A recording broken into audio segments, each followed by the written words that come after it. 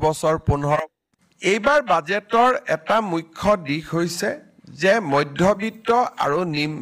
নিম্ন মধ্যবিত্ত সমাজলৈ সকাহ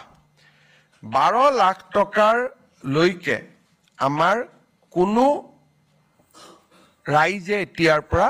ইনকাম টেক্স দিব নালাগিব 12 লাখ টকালৈকে ইনকাম টেক্স ৰেহাই দিয়াৰ মিনিংটো হৈছে যে তৃতীয় আৰু চতুৰ্থ শ্ৰেণীৰ কোনো কৰ্মচাৰীয়ে এতিয়া ইনকাম টেক্স দিব নালাগে জুনে মাহত 1 লাখ টকা দৰমহা পায় তেওঁলোকেহে ইনকাম টেক্স দিব লাগিব তানে 12 লাখ টকা বছৰ আৰু মাহত 1 লাখ টকা উপাৰ্জন নকৰা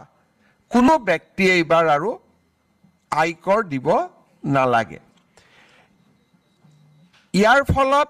মই এক প্ৰকাৰ দেখা পাওঁ যে আমাৰ সৰকাৰি কৰ্মচাৰী প্ৰায় সকলোৱে ট্যাক্স আউটাৰ পৰা যাৰ বহুত দিন চাকৰি হোৱা নাই বিশেষকৈ নতুনকৈ চাকৰি যোগদান কৰা 5 বছৰ 10 বছৰ 15 বছৰ চাকৰি কৰা কোনো লোকে ইনকাম টেক্স দিব নালাগিব ব্যক্তিগত খণ্ডটো উদ্যোগসমূহতো কাম কৰা খুব কম মানুহে ইনকাম টেক্স দিব লাগিব এক প্ৰকাৰ খুব ভাল ফাৰ্স্ট ক্লাস কন্ট্ৰাক্ট নকৰা বা ভাল কোনোবাই ব্যৱসায় নকৰিলে ইনকাম টেক্স দিয়াৰ প্ৰয়োজনীয়তাটো বহু পৰিমাণে নোহোৱা হ'ব ই ভাৰতৰ মধ্যবিত্ত সমাজখনলৈ এক বিশাল সকাহ যদি আপোনালোকে কংগ্ৰেছ চৰকাৰৰ দিনত চাই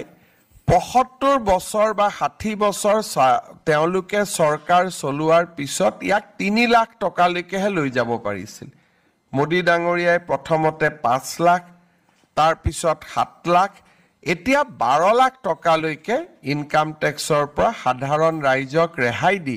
মধ্যবিত্ত সমাজখনলৈ এক বহুত ডাঙৰ